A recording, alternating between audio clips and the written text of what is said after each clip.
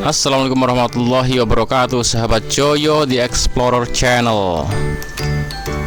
Oke, kali ini saya akan mereview sebuah konten. Jepang ngamuk, gak butuh bensin dan listrik. Di sini ada gambar orang Jepang, kemudian seperti sedang marah kan. Kemudian ada mobil bagus. Ini berarti ini menunjukkan bahwa ini mobil produk Jepang sebagai wujud entah kemarahan entah apa, tapi ini diwujudkan dalam bentuk penemuan teknologi. Nah, ini yang sangat menarik, nggak butuh bensin dan listrik. Lantas ini apa? Jadi kalau kita seperti ini, apakah nuklir?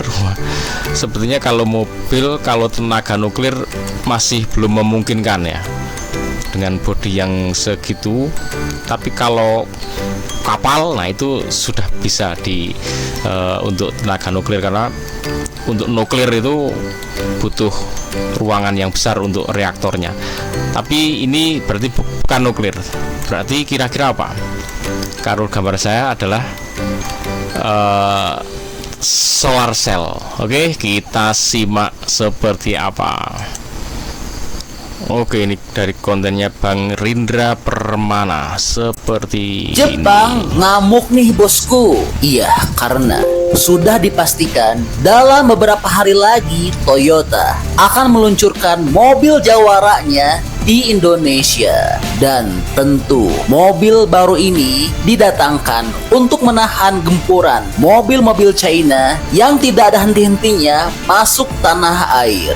Mobil ini luar biasa karena punya fitur unik dan tingkat keselamatan tinggi. Dan mantapnya, mobil baru Toyota ini juga modelnya sangat sporty dan bisa pakai bensin ataupun tanpa bensin sedikit pun. Lalu yang istimewa, mobil ini dilengkapi dengan atap panel surya sehingga mobil ini bisa melaju seumur hidup tanpa dicas atau tanpa bensin sedikit pun jika mobil ini diparkirkan dengan terkena paparan sinar matahari.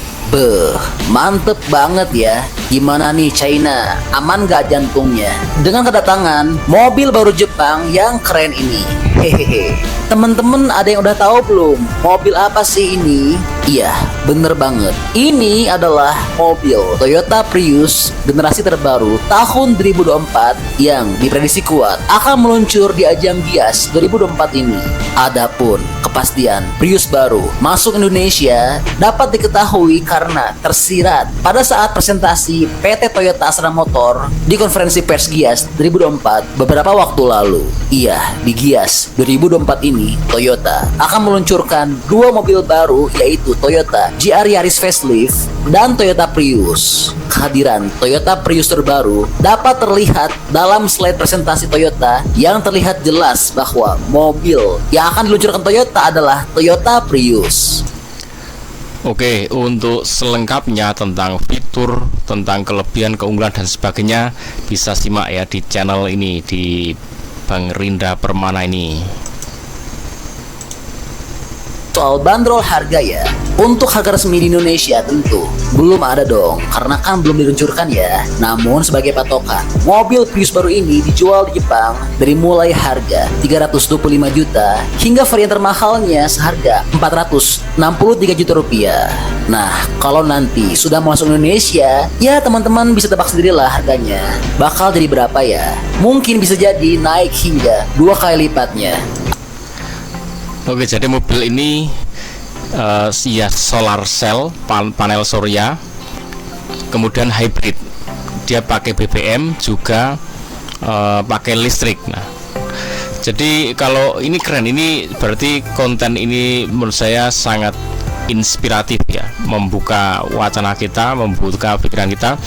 Mobil masa depan harusnya seperti ini, karena ke depan kita semakin habis ya namanya bahan bakar fosil atau bahan bakar minyak yang selama ini kita pakai.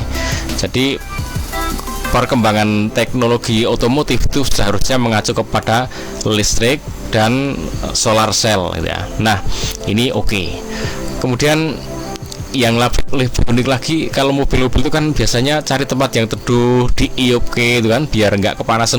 Nah ini justru kekaring istilah Jawanya. Jadi dia harus cari tempat yang panas biar apa, ngecas. Nah berarti ini mobil pasti ya ada sistem chargingnya, nggak cuman mengandalkan panas matahari. Karena kalau mengandalkan panas matahari, kalau nanti musim penghujan, mendung, berarti dia nggak bisa ngecas ya. Berarti kalau mobil ini mesti didesain di saat ada matahari dia bisa ngecas ya. Kemudian dia juga bisa cas listrik secara manual biasa, dan juga bisa pakai BBM yang di keterangan sebelumnya saya bahas tentang hybrid. Oke teman-teman, ini sangat menginspirasi, dan ini kalau datang ke Indonesia mesti dibeli ya. Orang Indonesia itu apa aja dijual di Indonesia itu laku, mahal aja laku ya. Aneh, unik, barangnya kecil seperti nggak banyak yang butuh, itu aja laku. Itu luar biasa Indonesianya. Jadi biasa jadi rebutan pasar. Nah, saya tetap menunggu apa sih yang benar-benar bisa menjadi produk dari Indonesia ini sendiri. Padahal bikin mobil saya yakin bisa. Indonesia ini bikin mobil bisa, bikin sepeda motor apalagi pasti bisa. Apalagi di India itu mereka bikin spare part itu kadang barang yang ada dicontoh, kemudian dibuat cetakannya, dibikin, itu bisa di home industry ya. Perusahaan-perusahaan yang rumahan itu bisa. Apalagi Indonesia yang sebesar ini, yang orangnya juga sumber dayanya luar biasa, itu kalau saya yakin bisa. Cuman yang jadi masalah di saat dia harus launching masuk ke pasar Indonesia sendiri, itu yang justru sering gagalnya karena harus bertarung dengan ini yang punya brand-brand ini, Toyota, Daihatsu, Suzuki, yang sudah mengakar di Indonesia ini. Ya, ini yang mereka nggak akan terima kalau sampai mereka terusir dari negara kita, mereka sampai nggak bisa jualan di negara kita. Nah, orang-orang Indonesia yang inovatif, yang bisa berkreasi ini, ya mungkin akan dikasih duit aja sama mereka. Udah nggak usah dibikin, kamu tinggal beli aja, nikmati. Kan yang beli juga masyarakat, rakyat kan. Kamu yang penting dapat untung. Udah akhirnya apa? Nggak jadi dibikin lah, nggak jadi diproduksi akhirnya. Ya mungkin itu tantangan. Nah ini tantangannya bagi orang-orang yang memegang kebijakan. Berani nggak mengambil kesempatan dan resiko ini.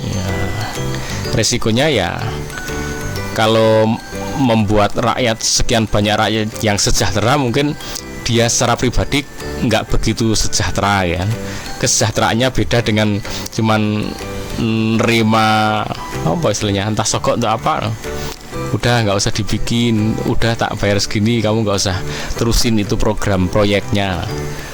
Makmur secara pribadi, sehingga kemakmuran yang merata oleh rakyat ya enggak, ya gimana orang kira-kira berani nggak dan mau nggak mempertaruhkan itu kemakmuran untuk pribadi demi kemakmuran rakyat, masyarakat sekian luasnya. Nah di situ tantangannya.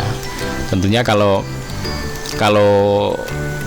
orang-orang itu punya sisi-sisi keagamaan yang baik, sisi-sisi perjuangan dan ibadah yang baik, insya Allah akan mampu, berani.